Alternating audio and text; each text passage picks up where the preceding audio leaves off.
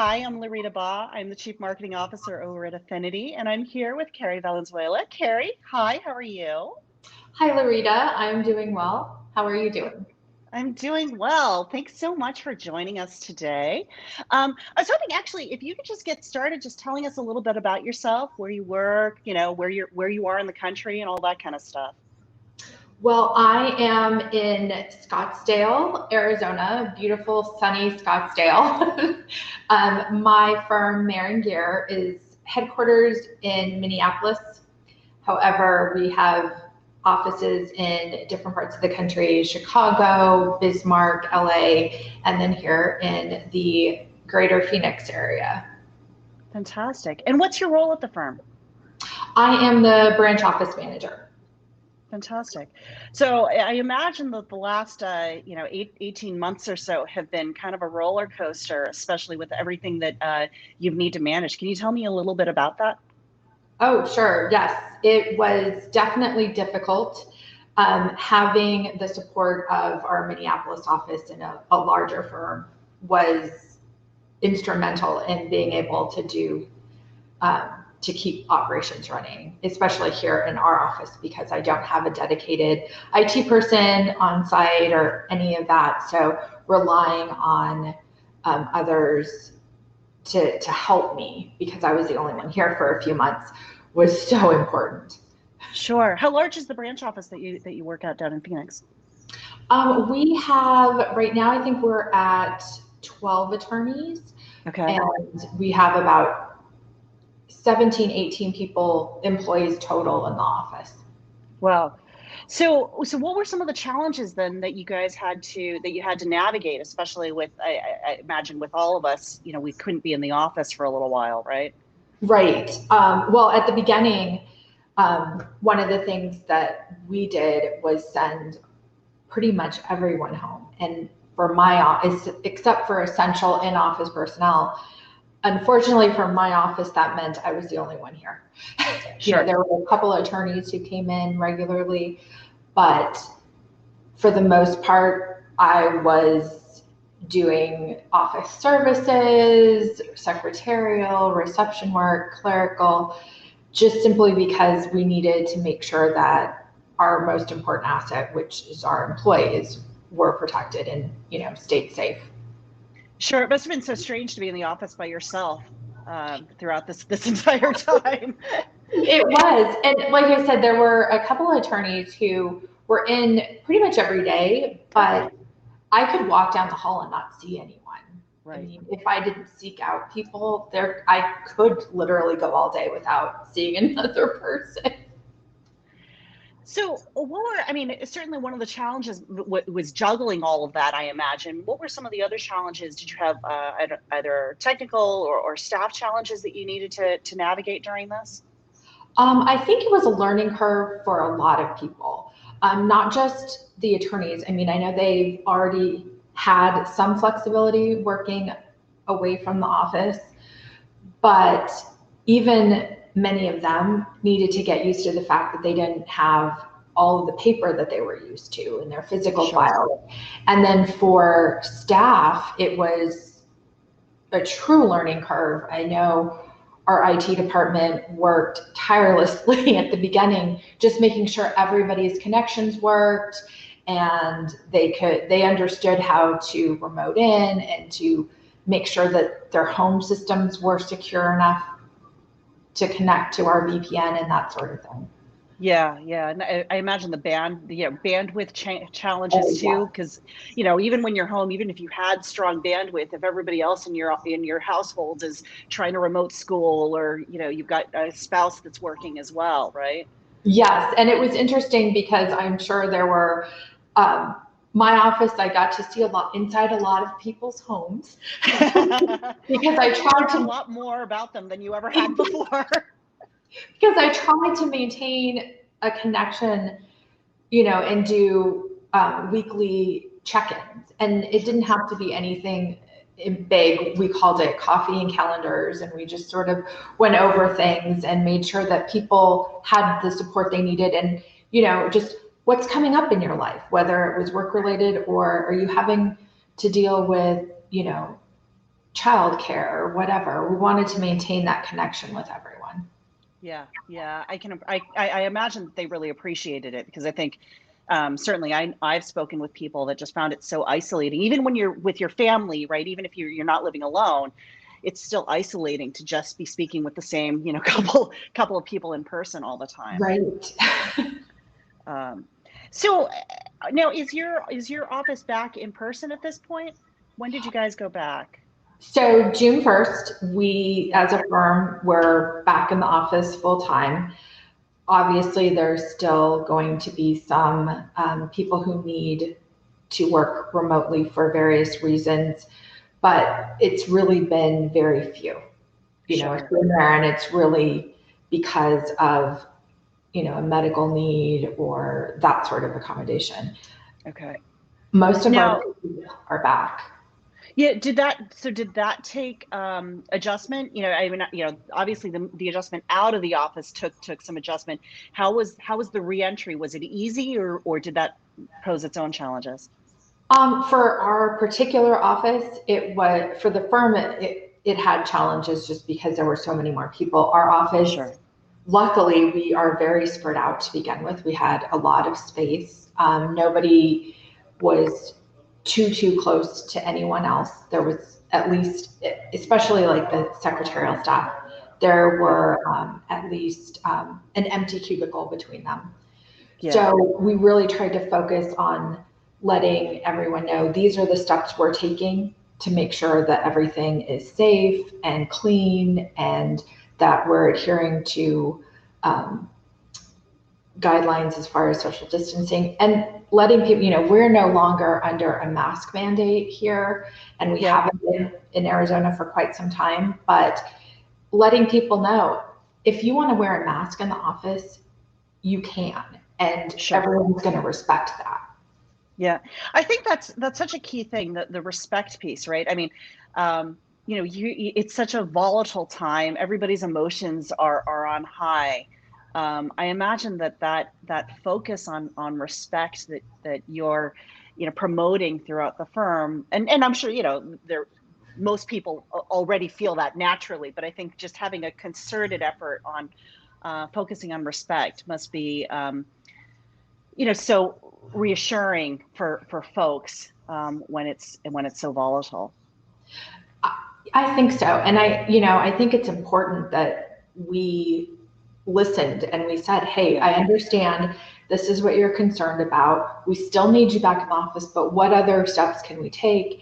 And even when they're back, just checking in and saying, hey, how do you feel today? Are you yep, feeling a little anxious? What's going on? Are you more comfortable? And I think, at least for me and my interactions with employees, as long as they understood what was going on, we were open, we were transparent about what was happening, and they saw that we actually do care about what's going on with them. yep.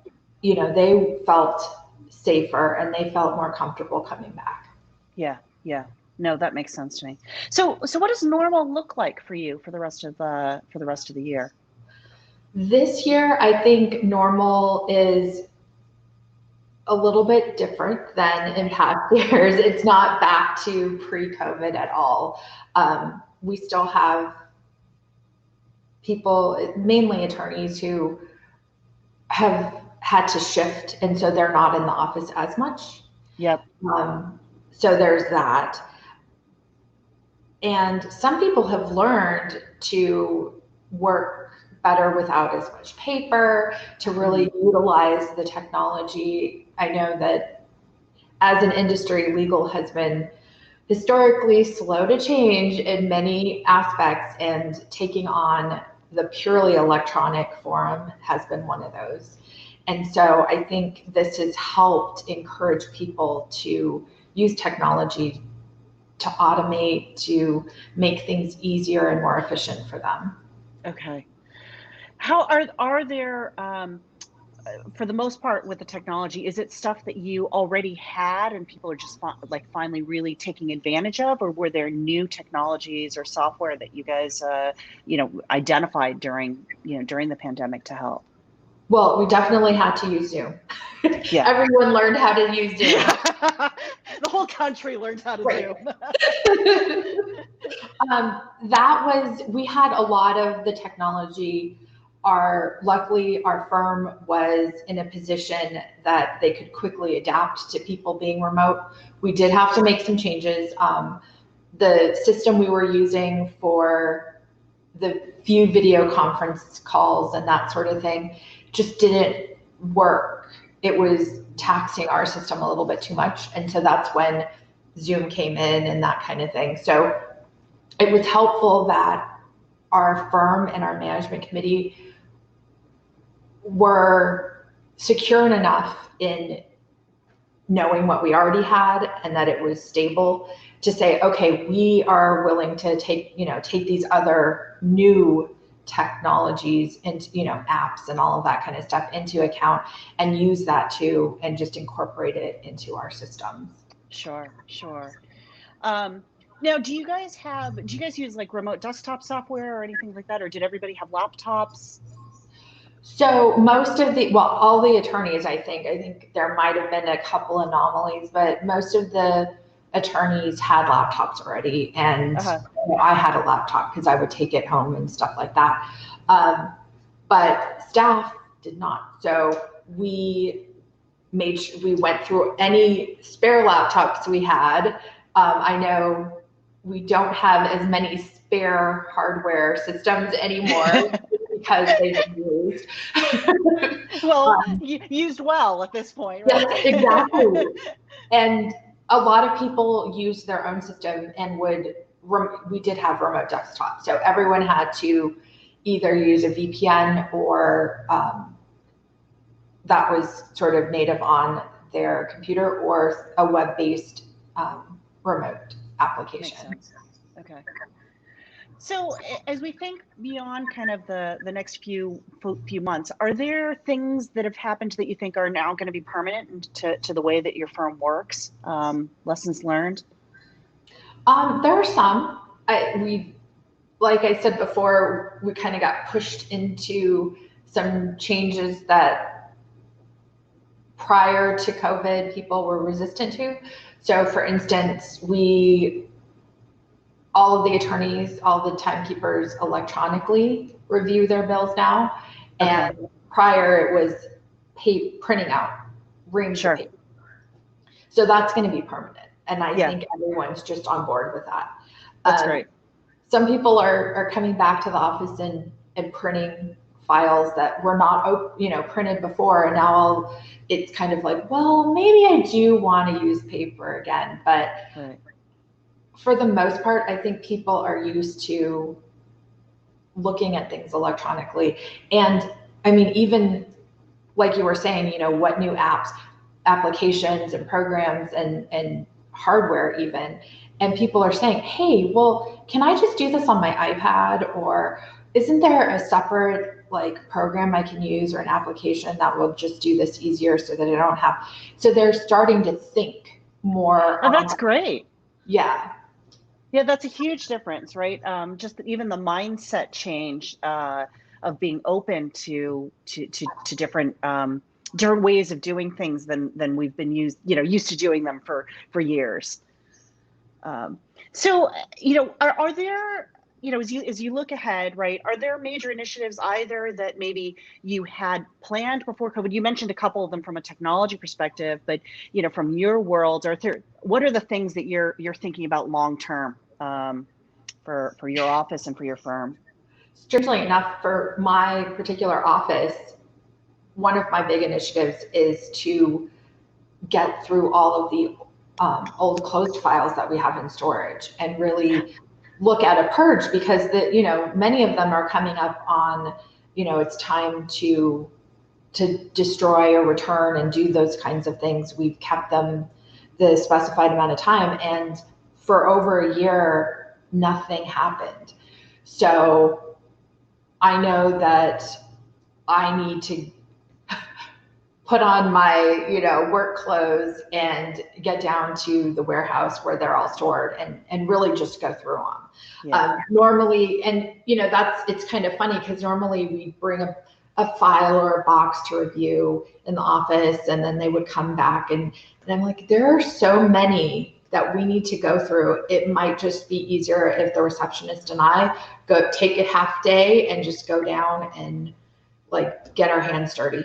And sometimes that's the only way to do it, right? Especially when it's built up over the last, several months. I imagine just kind of diving in and just going to town on it is the only way it's going to get fixed. Well, and that was another thing that came up is, I realized there are a lot of things that can't be done remotely. Right. Or that we don't necessarily want them done, to farm out. We want to find a way to do them. And it's that in-person connection, whether it be, sitting across the table or a desk, or, with Zoom, because, you can pick up the phone, but it's different. And we learned that we want to see people. We want to keep that culture and community that we had, before. Yeah, I was just going to ask, so do you have other examples of things that, you want to make sure and preserve, that you realize how important they are to do in person or physically in a way that, maybe hadn't appreciated before? Strangely, one of the things that I've found now that we're back in the office more, is our celebrations of each other. Oh, sure. Whether it be, winning an argument in court, or a big, decision, or a birthday, or, somebody is going to be a new grandma, that sort of thing, where we can all kind of make a point of saying, oh, did you hear so-and-so, did this or did that. I mean, it's great to see, the emails coming back and forth about some of these things. And, we do the electronic birthday cards. It's not the same. It's not the same as cutting into a cake, or having, the ability to get together and eat lunch in the large, and just joke around and talk to each other. And what have you been streaming on your your pandemic watching? Yeah, figure out what's next on your binge list based on a casual conversation, right? Exactly.